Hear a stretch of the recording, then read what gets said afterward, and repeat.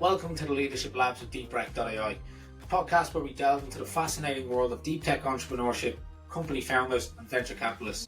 In each episode, we explore the minds behind groundbreaking technologies, the visionaries who dare to push the boundaries of innovation, and the investors who fuel the growth of tomorrow's game changers. Welcome to this week's episode of the Leadership Labs. I'm Hayley, I'm your host for today's show, and we're going to be talking about the role of AI in business transformation. So looking at how companies can be better positioned for the future by integrating AI to transform strategically. Huge talking point at the moment, so I'm excited to be joined today by Akshaya Murthy, who is kindly going to shed some light on this subject for us. Akshaya is the Director of AI Transformation at Zendesk. He is responsible for shaping the global non-product AI strategies at Zendesk. Akshaya, welcome to the show. Thank you for being here. Before we sort of kick off, maybe you can start by telling us a little bit about yourself. Yes, certainly. As I mentioned, I'm Director of Finance Transformation here at Zendesk. And my role really is to evangelize the use of AI in shaping our operations, making sure our operations are efficient, effective, and cost-effective in general, and looking at how we can apply this new technology to make ourselves future-proof. So that's what I do in a nutshell at Zendesk. Wonderful, great. So let's kick things off. I guess maybe we could start by sort of defining, what is the transformative impact of AI in today's business landscape? Absolutely. I think you can compare AI's transformational power to that of electricity when electricity was first introduced to the world. The way we operated was different pre-electricity, and the way we operate post is different. So it's a kind of transformation where every industry will have to rethink how business is conducted at a fundamental level. And what products and services can be brought to life that we may not even have thought about yet. It's the kind of transformation where jobs that exist today are obsolete in many ways, in many industries already. So it's quite impactful in my opinion.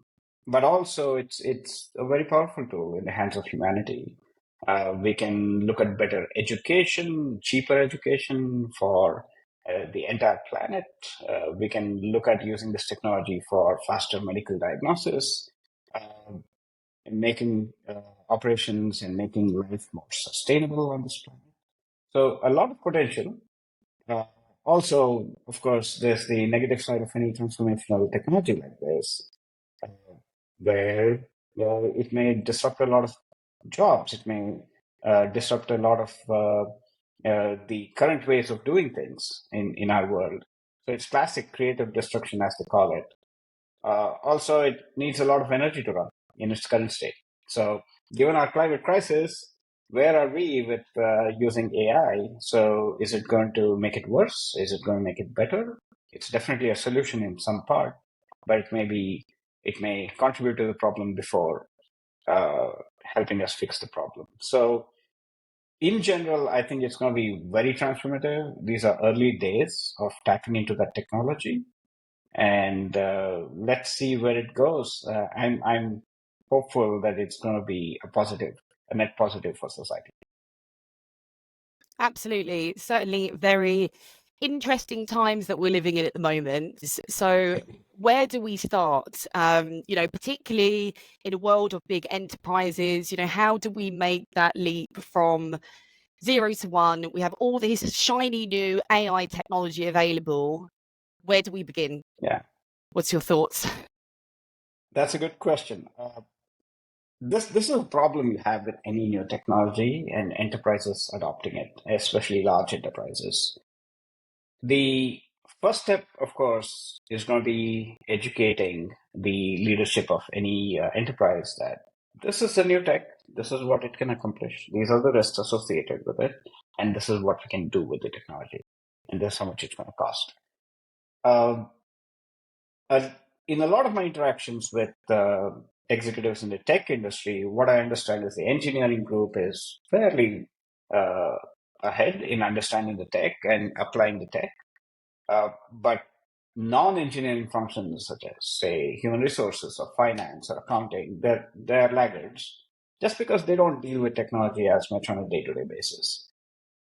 So getting the entire organization up to speed on the technology's capabilities will be step number one, because without that, you cannot make change happen. Step two, I think, needs three actions. One, prove out whether this technology is suitable for your company or not. This can be done by running small proofs of concepts, small projects, just to see, okay, if I apply this technology here, what kind of ROI do I get? What kind of problem does it solve? Is it a revenue uplift? Is it a productivity lift? Is it something else, etc.? To give the evidence that this is a good or bad thing for the company. And that layers on top of the education of leadership. The second sub-step would be to provide all the employees within the company access to AI tools. Because just doing theory about this won't change anything for the company. You got to put it in practice. So you have to give employees the opportunity to experiment, to innovate, to play around with the tools, to get them up to speed with the technology. Getting the C-suite up to speed is one, getting the employees up to speed is another, because they have to implement, they have to execute on that. So that would be the second sub-step. The third one is making AI training available to everyone, just to make sure everyone understands this is AI, these are the forms of AI, this is generative AI, these are tools available, this is what we can do with it. And the third step, I think, is to allow small groups of individuals to implement stuff without care for how much it's going to cost us, without care for how much it's going to bring back in revenue or in cost reduction. Just let them go play around. Because this tech is so new, you don't know how employees are going to innovate with it. So give them that opportunity. So you could choose some AI evangelists or AI champions within each function and let them go experiment. Those could be some ways to begin from 0 to 1. And this ideally should be done within 6 months to 1 year, because you don't want to spend too much time waiting. You want to make sure you understand the tech, you understand the benefits, and quickly move forward with the next step. And that would be a fairly easy approach. Absolutely. I think that comes with, certain sort of cultural shifts, changes in sort of mindsets across, different divisions across the company. So, what do you think is kind of necessary to embrace kind of AI and integrate that in terms of a cultural shift, a mindset change across different folks within the business? Broadly speaking, there are 2 or 3 mindset shifts that are necessary. The first hurdle that I run up against personally is leaders asking, is this technology ready? Are we too early? The only way to find out is by experimenting. Because the technology is moving very quickly, so it's natural for leaders to come and say, okay, this is changing on a daily basis. Let's wait till this is mature enough or stable. The reality of the matter is, this technology is going to keep changing for the next 10 years on a weekly, monthly, yearly basis. So you as a company are putting your business strategy and your competitiveness at risk by not adopting it early enough and waiting for too long. So that's the first mindset shift that is needed. That, okay, we are going to start doing this. We're going to go from 0 to 1 and get some things moving. No questions asked. That's the first mindset shift. The second shift is, why should I do this? My current stack is working. What is in it for me? And why should I invest something new? My billing is working, my accounting is working, my finance is working. I've invested so much in my data infrastructure. Why do this now? And that mindset shift, I think, specifically with AI, when you compare it with legacy technologies, the ROI delivery is much, much, much faster. For example, what would adoption of a data warehouse would take years. Adoption of the internet took years, but you already have that infrastructure in place now. So adoption of AI is going to be quick, and it's going to be accelerated. So given that situation, companies that do tend to adopt have seen general and administrative expenses drop 30-40%. So do you want to be 5 years from now holding 30-40% excess baggage in your costs, or do you want to invest it back in your products? So you can only do that by ramping up now. So that's one of the mindset shift that is needed, that this is not like legacy IT investment. This is different. This is a much quicker ROI based tool, and you don't need to implement too much. There are APIs. This whole thing works on APIs. So get on it. And Yeah, for sure. And the third one is really letting them play around so they can come to their own conclusions. So what I've seen, there's already a small mindset shift that's happening at the leadership layer, where if we are in a problem solving stage of a major strategic problem, one of the questions being asked sporadically is, what did ChatGPT say are the solutions for this? So the whole mindset of problem solving goes away from, let's get some consultants to do a study and do A, B, and C and get a report and then repeat this with another consultant. Now we are eliminating that layer and going down and saying, what are my options? Let's explore the options now. So those are some of the mindset shifts that are happening. Just to close the loop on all this, there needs to be this intentional focus on helping leaders understand the value. And to overcome the cultural shift, that's the only way, by demonstrating value in this whole context. Absolutely. You mentioned quite a bit on sort of, the leadership side. Maybe we can touch on that, because I imagine that, that can be a challenge. That can be maybe a bottleneck that can come up in terms of getting sort of leadership on board with AI. So what's some advice that you would have to kind of overcome these issues? And has there been any other kind of obstacles or bottlenecks that you've encountered so far? Yes. The first step, the first bottleneck you'll run into is data quality. Companies have not had the incentive to maintain data quality for a very long time. So to convince leaders that, okay, we need to invest in AI technologies now, the first question that will pop up is our data up to scratch to even begin this journey? Now, one thing we should all realize is 80% of all enterprise data is unstructured. So you either play along and make it better and get on with the AI realm, or you don't. So that's something to convince leadership, that you don't have to have 100% data quality at this point. Generative AI specifically does not really get hampered too much by bad data quality, but in certain situations it does. So let's focus on small pockets of use cases where data quality is absolutely necessary. Let's fix that. That's one. And for the rest, we don't have to fix it. Let's roll out AI solutions in a phased manner. That's the first bottleneck you'll get. The second bottleneck is humans. Obviously, nobody's thrilled of the prospect that their job is going to be automated away in a couple of years. So the whole process has to be empathetic and human friendly, where you are constantly communicating that this is not to replace you, but to make things better for everyone. And this technology is going to augment what you're doing and make you a better, more productive employee at the company. However, that's been a hard sell.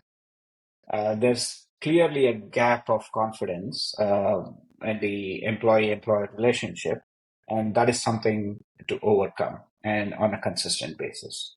And I think that'll happen over time. That's definitely not going to happen overnight. The third argument that usually comes up is this is 10 times more expensive than my legacy tech. Is this the right time to invest? That's a fair point. It's 10 times more expensive, but 2 to 3 times less complex to implement. For what? Because technologies that OpenAI has released and Microsoft has released, they make it very easy to integrate with all other parts of your technology stack within your company. So irrespective of that, you need a solid business case. You need a solid ROI story to tell. And the good news is on the Gen AI side, LLM costs are dropping about 22% a year. So that price ramp down is also going to be exponential, although the price ramp up in terms of talent is going to be exponentially higher as well. So at some point, they'll cancel out. So beginning now to understand what your options are and telling leaders, these are the 10 use cases you should try now, and look at how we can apply these technologies will be beneficial in making that bottleneck go away. And the final bottleneck, which companies will definitely struggle with for years, is governance. AI that we implement has to be safe. It has to be ethical. It has to be fair. There should be minimal to no bias in the systems that we implement.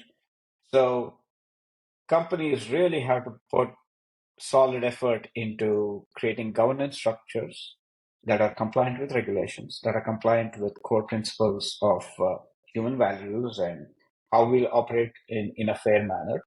That is extremely important. Companies have already struggled to govern data after GDPR came out, and now there's AI. So it's going to be much harder for companies to jump on that bandwagon and make sure they're compliant both with data privacy and AI regulations and changing landscape in both regulations. So those are 4 bottlenecks you'll see. And my advice to leadership would be take a hard look at what your use cases are and where your most valuable use cases are that are resulting in either inefficiencies or high cost, or your GTM volume and velocity is too low. Go fix it. Go figure out what AI can do for you in that situation and circumstance. And then you can start looking at more general broad-based use cases. Absolutely. Yeah. One of my questions was going to be around, ethical considerations, but you have talked a bit about there on different use cases. So I wonder if we can sort of go into that a bit more and look at sort of where AI sort of really shines. Where does it make a real impact in business? So do you have maybe some cool use cases, maybe across kind of finance, marketing, sales, that you can share with us? Definitely, yeah. We are experimenting it ourselves. So we're looking at all sorts of use cases across various function units. But to set the context, if I move away from AI in general and focus on generative AI, because that's the most talked about topic right now, it is very good at aggregating information and answering questions given that context. So for such that skill, you could do all sorts of things like unified enterprise search. Now you're suddenly able to bring together all your data sources that you've struggled to link and struggled to make sense of, and generative AI can open that up for you to whatever extent. I'm not saying 100% of your data is going to make sense. You could do that at an enterprise-wide scale. On the marketing side, you could really power up your competitive intelligence function, because generative AI can generate text, make sense of things, give you analysis of information. So you can bring together all those capabilities and say, hey, look at these 4 competitors I have, compare my products and services and pricing with these, and tell me what I'm doing right or wrong. That's not a 100% solution, but it gets you started like nothing else at this point. A human effort on that front would be 2 to 3 months of work, and then you got to refresh again. Now we can move to real-time competitive intelligence and competitive strategy analysis. If I may move to customer support, that's making a lot of buzz these days. Customer support is a straightforward application of AI because it is pure question and answer. Customers asking a question, you have a data set that you have to respond with, and then you give the response. What we've seen is a productivity lift anywhere between 30 and 90% with AI-based tools. And with Zendesk platform, you can do that today. It's not a far-fetched idea. On the finance side, we can do a lot of things such as risk modeling, scenario modeling, forecasting, to a much better degree than legacy AI could do with generative AI. Interpreting tax laws, accounting rules, which we would usually rely on lawyers to do, and it would be very expensive. Now you can get a first cut and go for a second opinion, for example. You can do assisted brainstorming, such as, say, I'm pitching a business case to leadership on implementing a new platform. I could ask AI to take positions. If you are the CFO, what questions would you ask? If you are the CEO, what questions would you ask? So I can go much prepared into conversations and have a much more robust business case. So those are some of the cool use cases. Of course, they are being done in pockets as POCs. But what we have seen is this unlocks productivity between 10 and 50% across the enterprise. Now, that's a huge lift. If you look at the SG&A spend, it's about, of the S&P 500, it's about 25%, 18 to 25% of revenue. Imagine cutting that by 10% and putting it back into your products. That's a huge value unlock for companies. And right now, we are still figuring out, okay, what else can we do? What else can we do on a daily basis? And that list is just going to continue to keep growing. You talked previously, I think we need to have a discussion around, skills development. And I know you talked previously about, giving your teams the opportunities to use AI and apply AI techniques. But where do we kind of begin with that in terms of like educating our teams on AI? Do you have like a structured approach that you would suggest for upskilling teams? And how do we go about sort of upskilling our teams effectively? And are there any potential challenges that need to be navigated? I think, it's really important to be fostering that continuous learning culture. But do you have any tips for us there? Yes. I think the current challenge is just to figure out where to start, given that the employee base in large organizations has such a large difference in skill levels, technical skill levels. So addressing all that is going to be hard. But the most obvious starting point could be just to educate employees what AI is and what the capabilities are. Begin there. Don't get too technical. You could get technical with engineering teams and have bespoke programs. You could have bespoke programs for leadership. You could have bespoke programs for particular functions. But in general, set a baseline that this is what you can accomplish. And these are the tools available. And as I mentioned before, the real value for the doers of the company is in implementing stuff and playing with the technology themselves. Fortunately, the LLM products that have come out, like ChatGPT, like Cloud from Anthropic, Poe from another company, it's very easy to play around with it, and create innovative ideas around it. So give this baseline training and allow them to play, and then layer that with probably hackathons or innovation sessions, not necessarily company-wide, but at a group level. Set up some incentives for them to experiment and come back with innovative solutions. So that way, you'll not only communicate the value, but you'll reinforce it and you will allow employees to come up with solutions and be a part of the solution and not necessarily be an outsider thinking, oh man, I'm going to lose my job after this. That's not necessarily true. You could be a part of the innovation and you could be part of the solution. And that's you could build it out over 2 years, you could build it out over 5 years, but faster you do it is better. But at the end of the day, AI-based transformation is a change management effort. It's a human effort. You have to be empathetic along the way, across the value chain. You got to be empathetic and you got to work with your employees and meet them where they are. So creating a very human education program around AI will be important.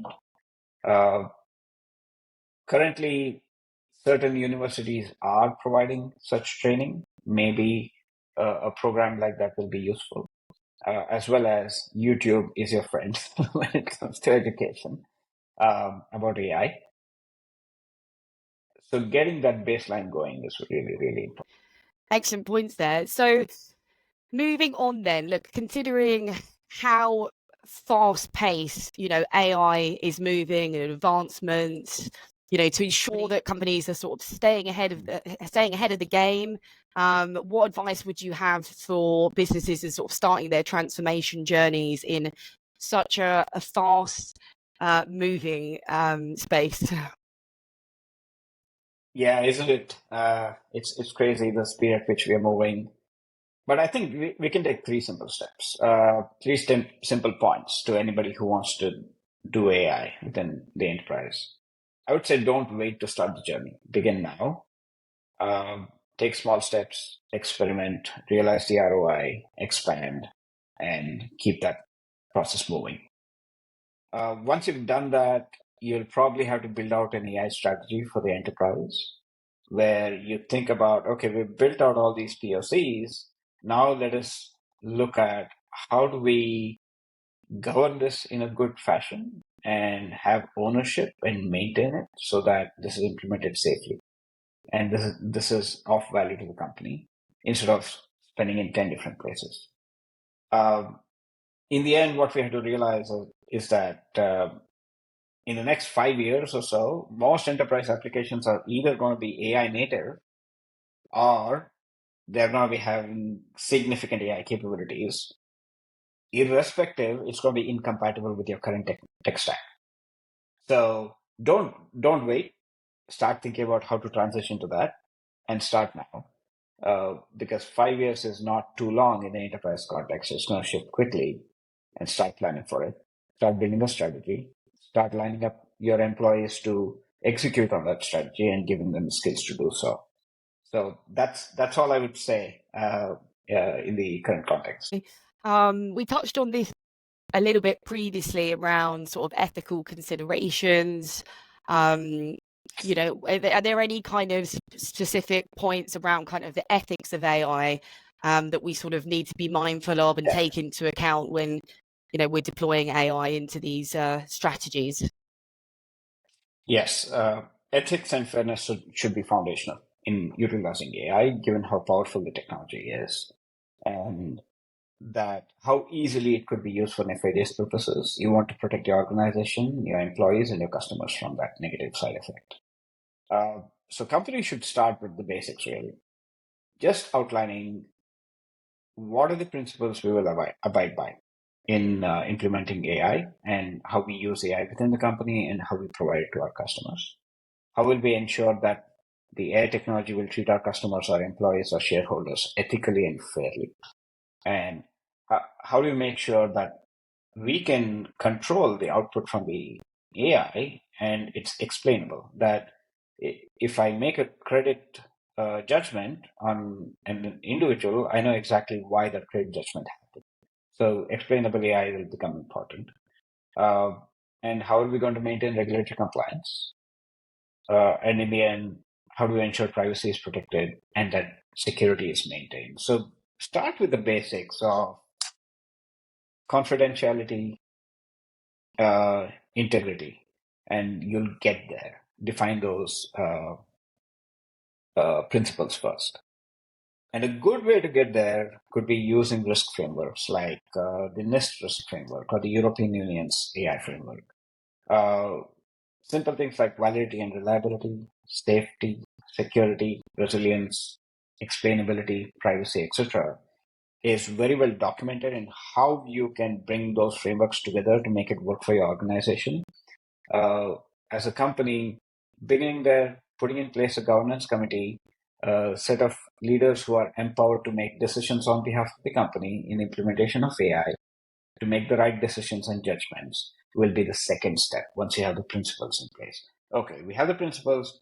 Are we acting according to our principles? Are we acting according to our laws and governance procedures? And let's make that happen. Let's make the right decision for the company, our employees, and customers.